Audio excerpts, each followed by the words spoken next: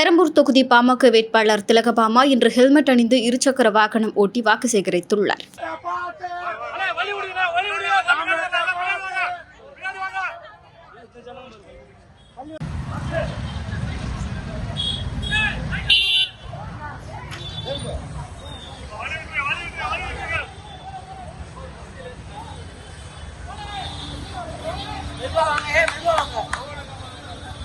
கொஞ்சம் பின்னாடி வண்டிக்கு மட்டும் கொஞ்சம் மெதுவாங்க.